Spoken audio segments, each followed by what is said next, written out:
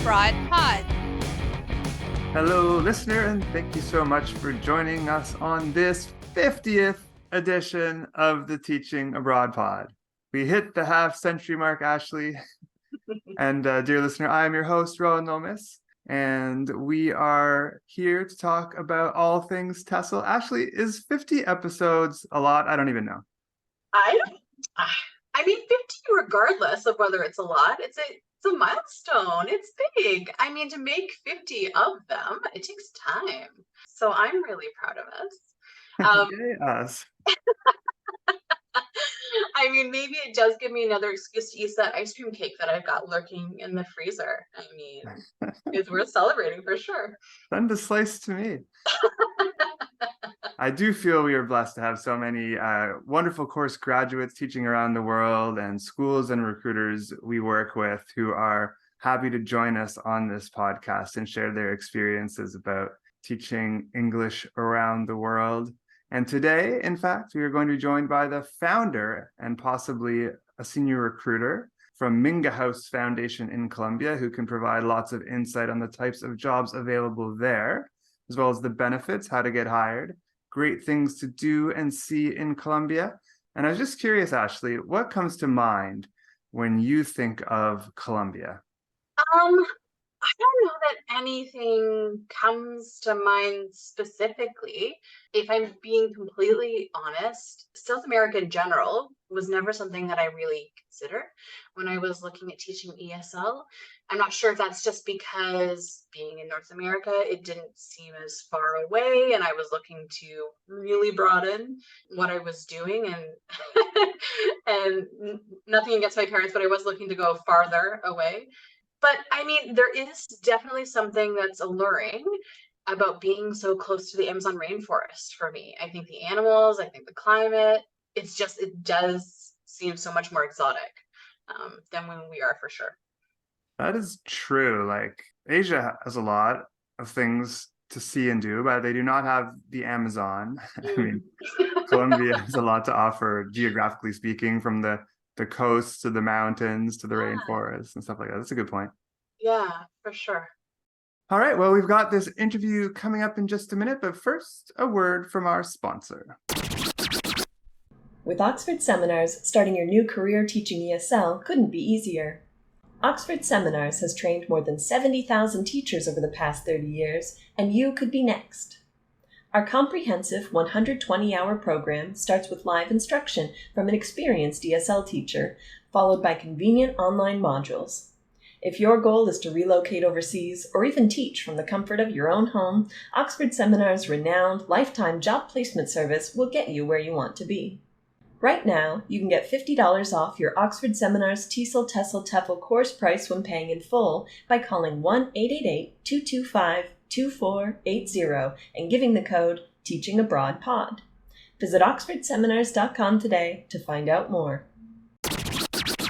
Welcome back, listeners. We are now joined by Galindo, the founder and executive director of Minga House Foundation in Colombia, along with senior recruiter Hector Arias. Minga House started up, hi Hector, in 2014 and has grown to the point of recruiting for almost 200 schools of all types from kindergarten through university and hiring for about 300 positions at any given time.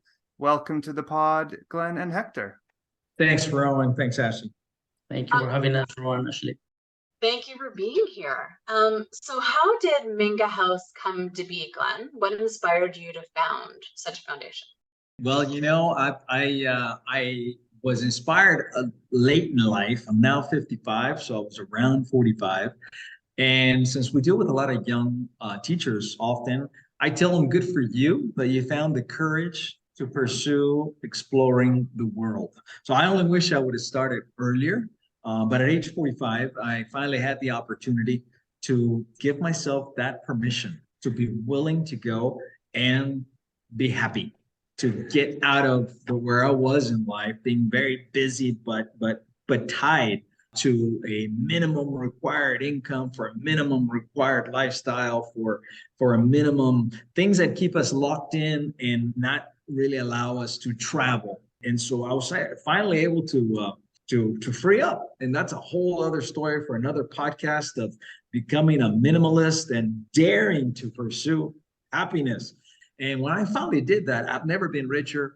If you measure it by location, by family, by friends, by coworkers, I've just never been happier ever since I've been in Colombia now for 10 years. I was invited to explore, to expand foundations, medical missions abroad. And I had suggested Colombia because I had come as a teacher. I had come as a teacher, earned my TEFL, and came back quickly a second time, had a great, fantastic time here in Colombia. And when a foundation asked, hey, what about Colombia for expanding our medical missions opportunities? And I thought it was a great idea. I threw my hand up and I came and explored and set up the logistics, set up the location, decided where it would be safe, attractive, functional for primarily American nursing and medical students. And that's how our foundation launched. I came out, I thought I was just going to be temporary and hire my replacement, but I just became enamored with riding around in Jeeps in the coffee region and doing medical missions with coffee farm worker communities. Loved it, loved it, loved it, loved the type of individual that goes out and does service work internationally, loved running the teams, and quickly began setting roots here in the coffee region of Colombia. And that was in 2014, 13 and 14 when that got launched. Amazing. Wow, what a story, how you started with one goal and expanded to so many other things, including teaching English in Colombia. Mm-hmm. And I mentioned that you do hire for pretty much every type of school you can imagine, but could you be a bit more specific in terms of what schools you do hire for there? Sure. And just to tie in how we started to what we do now, working so much with teachers these days, is as a charitable foundation, we had to develop a means to continue to fund our charitable work. And that's when the federal government in Colombia asked me for assistance in what was called Colombia Bilingüe. And so I jumped on board to help them back in 2017, started exploring that role. And over time, it simply grew through word of mouth that we had the ability to bring foreigners for volunteering. And then so schools began asking us for assistance to expand their individual bilingual programs to bring bilingual teachers to them. And that has evolved to 197, 198 schools or so that we have recruited for.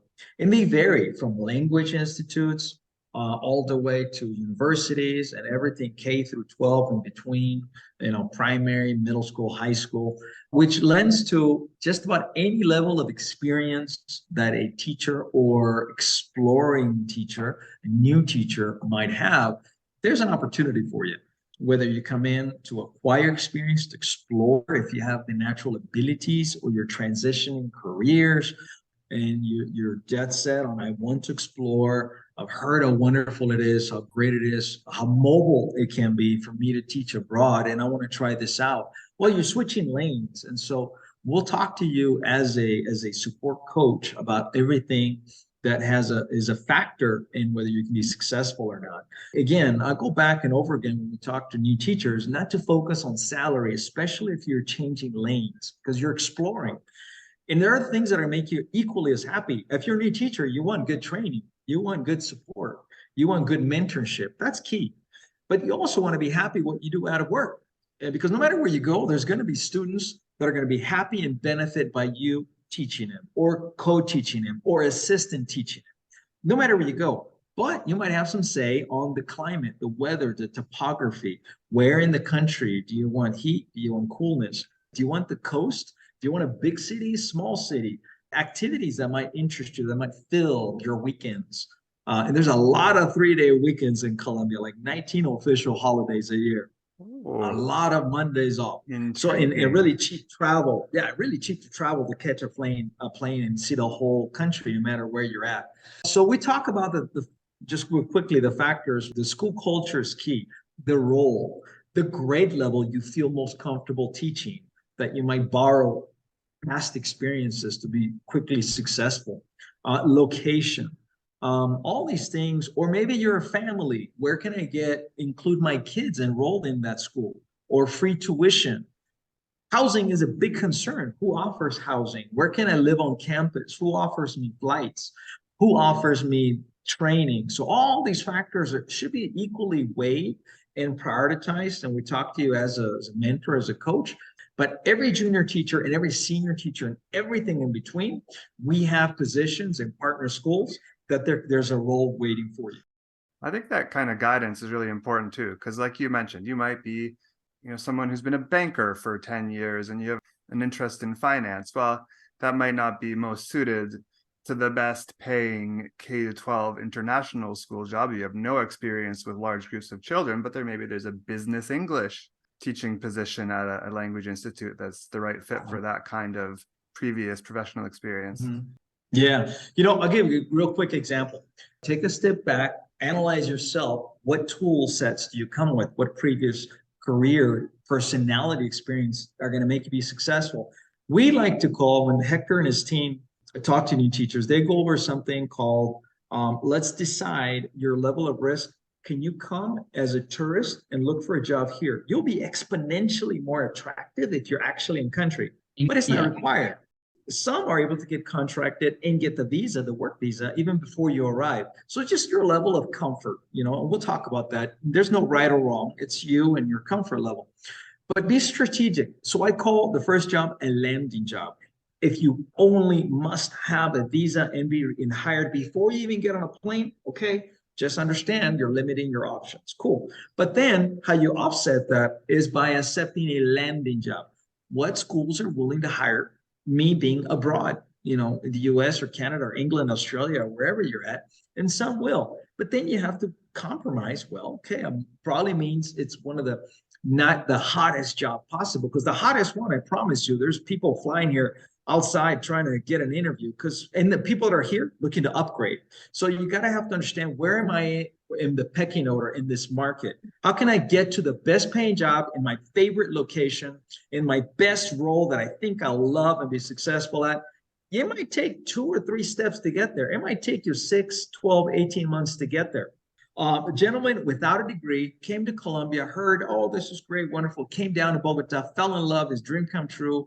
He had no degree, but he wanted to be an English teacher. I said, listen, that's cool. We're going to help you do that.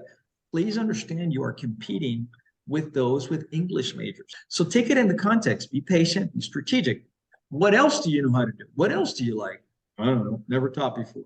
I like playing video games. Tell me more. But yeah, I like to put computers together. I put my own gaming computers on. Oh, okay. Did you know there's a school, a teacher role for computer technology? The teacher helps the students integrate technology into their day-to-day homework and school projects, and just teach them, video editing, social media, Microsoft Office, basic stuff, how to assemble a computer. I didn't know that. Okay, I'll tell you what, you need experience teaching, because that's about classroom management. Let's get into a school that'll let you also explore being the ICT guy. Okay, so he started making $500 a month, no degree, couple of million pesos. He went from there, acquiring teaching experience, growing the computer guy who teaches in English at a bilingual school anyway. So it's almost like teaching English subject-based, right? You're still teaching language, but you're doing the vocabulary and the sentence structure and the action verbs, all that based on a material. In this case, computers. Cool. Well, he never did get a degree, but within 2 years, he went from 2 million to 4 million to 8 million. So the guy's still now this lovely bride living in Colombia, making over $2,000, probably top 10% earning in Colombia, doing what he loves, computers. Wow, what a story. Teaching English. So look at your background. You might be more closely affiliated to being a social science teacher in English. You might be an engineer. Maybe you should be teaching math. I've never taught math. Well, I bet you that lane that you're choosing will be a lot less competitive, rather than competing with English majors and seasoned English teachers to try to make a decent living wage. So you got to be really strategic. You're still teaching language. You're still doing language acquisition, teaching English, but subject-based, utilizing your background, your previous profession, things you love. We need teachers in every field. Now, this might be more of a question for Hector, but what would you say are the top positions available right now and then into spring 2024? And what are the start dates for those positions? For those positions, it depends, in the cities, but one of the top positions we have right now are coordinators positions. We've got right now that they're paying about $3,000, but they are starting as soon as possible. Obviously, for those type of positions, the schools the requirements that they need from the teachers, they're more strict about. So they're looking for someone with at least 4 or 5 years of teaching experience, in the role they're applying for. Most of the top paying positions are, I will say, is around 5-6 million Colombian pesos per month. Teaching elementary or middle or high school? It doesn't matter. It depends on the position, but we have from primary, middle school, high school, or preschool as well. And for the school, I guess schools tend to like to hire for the start of their term or semester. So when are they going to be looking to hire for in the new year? Which month? We are actually getting positions to start in January 2024. So some of the positions that we have right now are to start in January. But we have positions throughout the whole year because I don't know if you're aware, but in Colombia we have 2 academic years. One starts in January, the other one starts in August. And at the moment, because of the shortage that we have on teachers, so we are still recruiting for positions that were open in August. So we have positions to start as soon as possible. So we're looking for teachers that are willing to come to Colombia right now so they can start as soon as the work visa is approved. But it all depends on the availability of the teachers. There's enough of a pool of schools that we have that, like Hector says, every month there are positions. Plus, in Colombia, these are private schools. These aren't the public, right? But even the public school districts, there's no substitute teaching. So when someone's absent or missing, it's not like you call in a substitute to fill the classroom. There's a crisis happening. There's a teacher handling 2 classrooms or they're canceling school. This is the people business, and people get sick. If they're foreign teachers, something could happen back at home. Someone passes away, issue with the family, complications with, their education. Who knows? Anything could happen. So when someone leaves, a crisis is happening. Immediately, they need to find a teacher. So there's enough pool of schools that every day we need teachers. Every week, every month, there's hiring. And those programs or situations that are a language institute, they're not a school year. So every month they got to replace teachers that eventually do go home. A foreign teacher will last 1, 2, 3 years, unless they become an expat and stay like I did, right? But most will stay 1 or 2 years. So there's constant opening. And are these throughout contracts the for a full school year, or can you do a 1-term contract? Most of the schools are looking for teachers that can commit for the whole academic year. So obviously, because that involves, money investing from the school, because most of them, they do pay for the visas, for the process. So it's a lot of, travel for, let's say, just to hire someone for 6 months. So they're just looking for teachers that can commit for at least, a whole year term, for 11 months. But again, like Hector was saying, right now there's 2 calendars, A and B.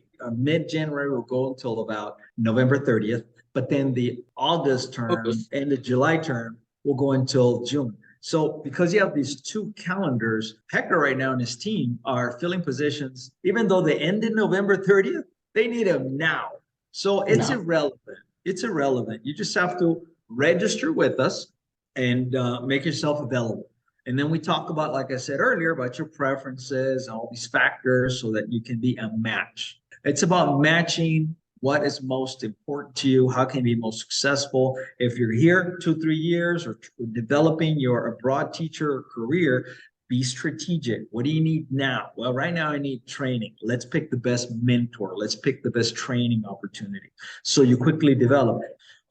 So it just depends. We just have to talk to the teacher.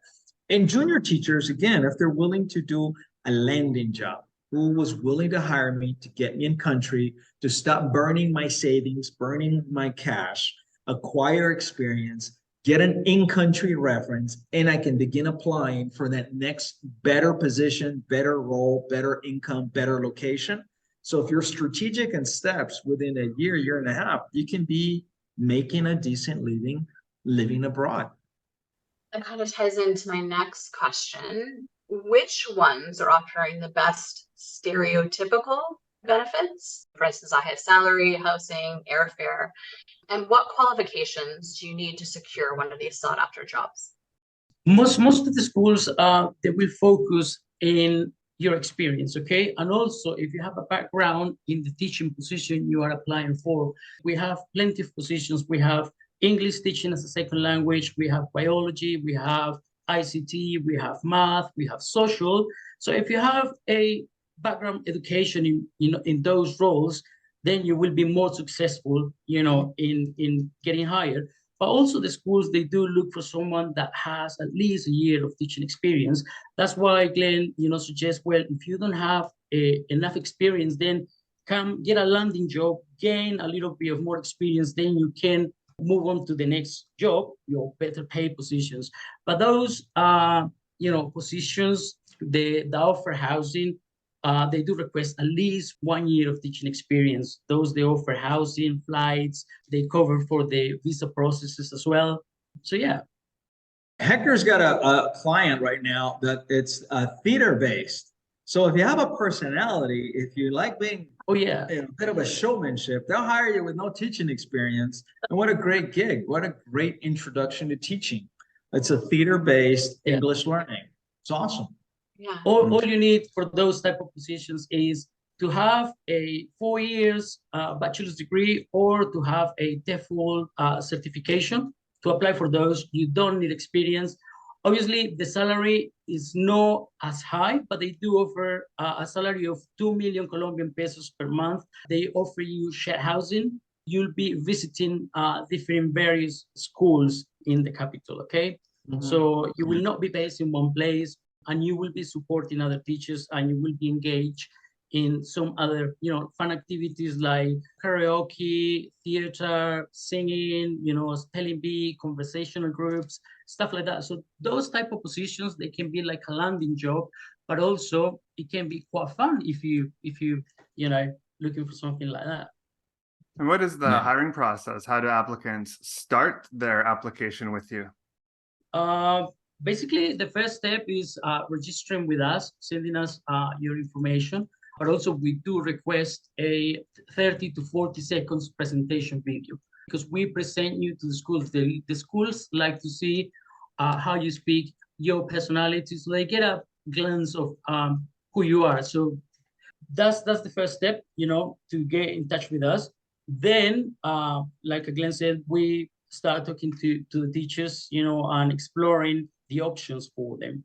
We present you with a whole range of opportunities that we think the applicant could be, applying for. And then if the teacher, agrees, then we go ahead and send the information, the resume, presentation video, contact number to the school. And then the school will check that information and say, oh yeah, we would like to interview the applicant. So then they get connected. So then is the school taking over at that point, doing the whole interview process directly with the teacher. Yeah. It's really key that the intro video that Hector mentioned is super key. What they're looking for is a clarity of speech. A North American accent is the most familiar because that's most of the television they watch and songs they sing and hear. So that clarity of speech that they can see, visualize in their classrooms, that they'll be easily understood. And then a personality. A teacher is a performer, is a storyteller. How confident, how comfortable, can you incite curiosity? Can you incite interest? So ultimately, that's really the core of what makes a good teacher. Technique, know-how, that's trainable. So if your interest is to grow to be a good teacher and you feel you have an aptitude to presenting, to narrating, to orating, to instructing, then this is for you. And don't let me forget, we also operate in Costa Rica. We're having a great time growing Minga teachers in Costa Rica, and we'll actually be expanding to other countries in Latin America during 2024. Oh, awesome. I was just in Costa Rica for 9 months. It's a beautiful country. Highly recommended. That's right. And so, like Hector said, the beauty of working with us, you register once and, breaks down your profile for us to match. We have a system to match us what the schools need and want, what the teachers will tell us what they need and what makes them happy, all those factors I mentioned. Potential match, they're presented with the video. By the chance that they say, I want to interview you, they've pretty much looked at your profile and seen your video. They're looking for a reason why not to hire you. The pre-match has been made. The pre-selection process is highly successful by just registering once and providing a good intro video, 30 to 40 seconds. What advice would you give candidates on how to succeed in their application? Know what they're looking for. Have a discussion with us, with our staff. But in our job is to use the gained experience, after over 1,000 teachers placed, and helping you think through what really is a priority. Because if you could say, well, I'd like to be on the beach and I like to make a lot of money and I only want to teach high school, that's great. But they can't be number one all on your list. So you have to go through it. Well, I've got student loans. I really need, okay. Then you have to have X amount of money and there's no negotiation. It has to happen. Okay. But if you're saying, God, look, I'm a surfer. I gotta be on the beach, dude. Then that's what's going to make you happy. So be willing to accept less of a salary, come with some savings, because you're going to be happy surfing. So they can't all be number one. So it's us using our experience, having that discussion. And once we help them make that priority, what's the most important, least important factor, then it's easy. Then the matching will be natural. They'll see your video. They're already looking for you. Then it's probably going to be a hire. And then just start early. Start as early as possible. Just begin exploring. Also, be really sure your finances match. If you have no experience, come with a little bit of cushion, a little bit of pillow of savings. It's amazing how much freedom you have when you're not desperate financially. And you don't need much. Colombia is super cheap. It's one of the least expensive countries in the world. The devaluation of the peso over the years makes $1 or £1 go really, really far. And so if you don't want to come and live in the same lifestyle that you're used to, if you don't need to come to live in a rich neighborhood with all the expats, if you come for a true experience to live in a neighborhood and living where Colombians are, then it's going to be very, very affordable. So if you just come with a little bit of cushion, then you're able to accept those landing jobs that might pay you between $2 and $3 million. That's going to be $500 to $800 a month or so. You're going to be fine. You're going to be able to pay your housing, or you might get free housing, as Hector mentioned, and you're going to have enough for food. And life is cheap if you avoid the expensive traps, and if you don't need to be, go out every weekend and spend tons of money. It's manageable. This can happen if you have a plan, if you have a good advisor. And we really need a lot of junior teachers. We need a lot of junior teachers, a lot. So for these teachers who are coming to Colombia to join you, what are some of the must-see places people shouldn't miss when they're traveling or teaching in Colombia? What are your faves, Hector? Well, to be honest, I think the whole country, you shouldn't miss anything. There is so much to see and to visit. Now the coffee region where we are is becoming one of the top touristic places in the country. If you like mountains, you have everything here. Coffee, you have volcanoes, you have, you can get a plane and you can be in Cartagena, Santa Marta within 30 minutes, an hour by plane. Yeah. I think the whole country is just beautiful, but the coffee region, I would suggest. Yeah. You have a soft spot for coffee, huh? Well, yeah, it's gorgeous. It's gorgeous. But show you an example. We have a contract with the British government. We have currently 14 Brits doing their TESL training, and they're here with us. Not training, their classroom time with the British government doing their TESL training. So they're here with us 12 weeks. Every weekend, because flights are and because like Hector says, the coffee region here at Foundation is central. So they're spending like $50, $75 to fly on the weekend to Cartagena, to Bogota, to Medellin, to Santa Marta, to Cali. So no matter where you are, and there's so many, like I said, Mondays off, you're gonna have the opportunity very cheaply to explore the rest of the country. Then it's just a matter of preferences. Yes, of course, I love the coffee region. I selected it. Spring weather year round, gorgeous, lush. I love riding on a Jeep in the coffee region. It's awesome. You might be a big city person, and so Bogota, Medellin. You might be a beach person. Oh, then you got to be near the coast. You might be a salsa guy. I just hired a staff member. He loves salsa, Cali. So the thing is, it's very affordable and accessible for you to see the whole country, no matter where you're at. Awesome. Do you have any recommendations for specific restaurants to visit in any particular city and foods and drinks to try? I don't know. You were just at Cartagena, Hector. What is there a good one you recommend? I was just in a wedding, so to be honest, no, I don't. I mean, because obviously we're based here in the coffee region. Yeah, it is difficult to say, but obviously, at schools, normally they have someone in charge that we can, help you with the transition, when you're coming into the country.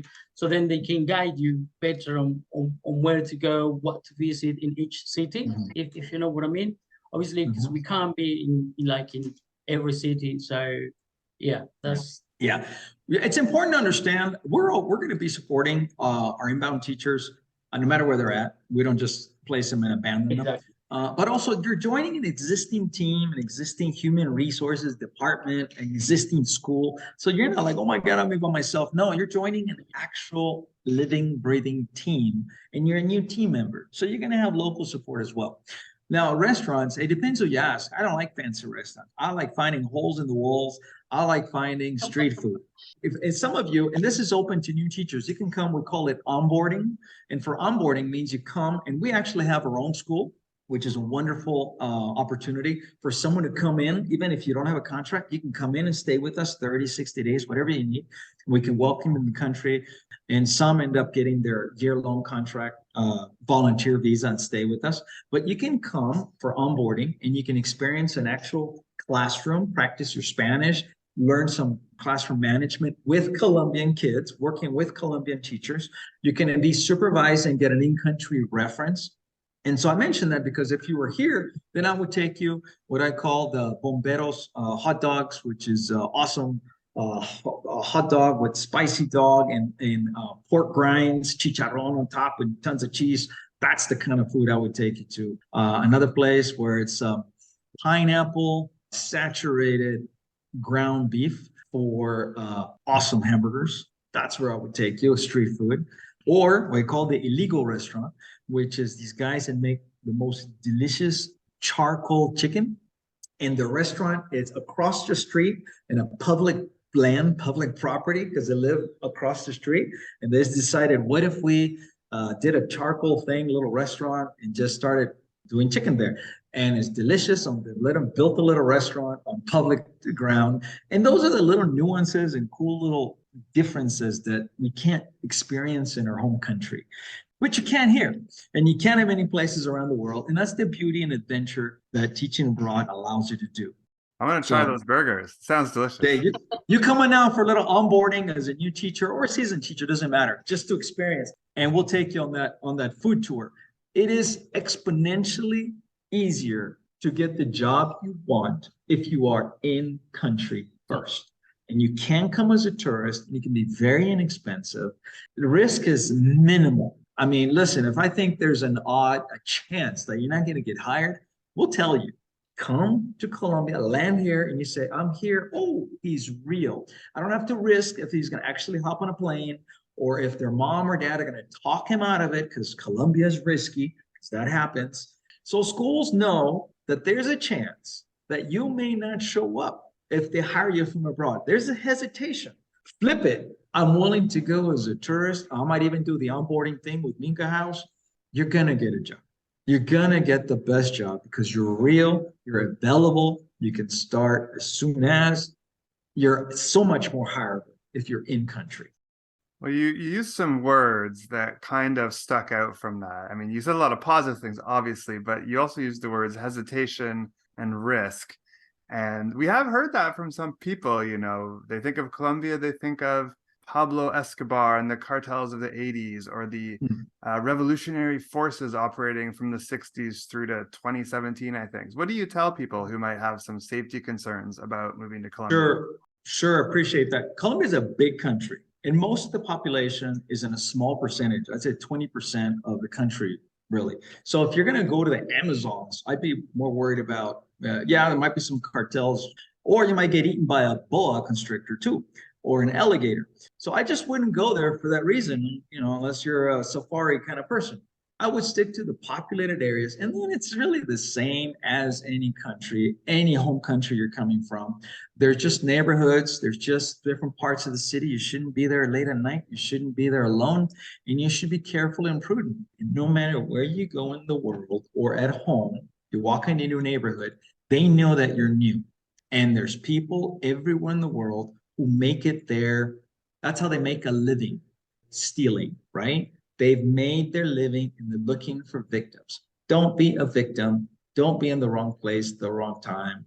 Don't overdrink sometimes, especially younger teachers. They might feel that they're on spring break permanently, and you get a little silly, you get a little careless because it's just a week. When you go abroad, you are in a professional long-term role, and you become a community member long-term. You can't walk around thinking you're on spring break for the whole year. You're going to be careless. You're going to be irresponsible. You're going to make an error in judgment. And that's what gets you in trouble. Other than that, 90% of the country is perfectly beautiful and safe, and nothing's going to happen to you as long as you keep your wits about you.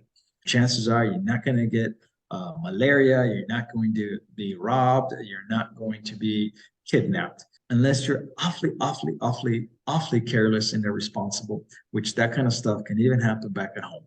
That's a good point. Thank you for that.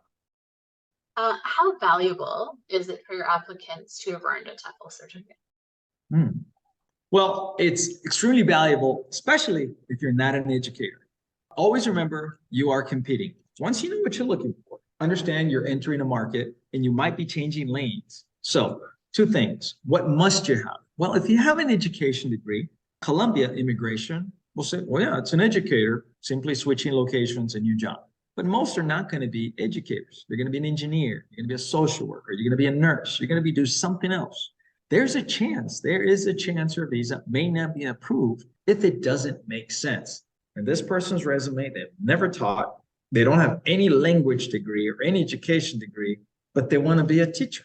And so immigration decisions are discretionary, at the discretion of whatever officer is reviewing your application. And they're not going to talk to you about it. You're going to apply online, and an email is going to come back, either approved, not approved, or I need more information.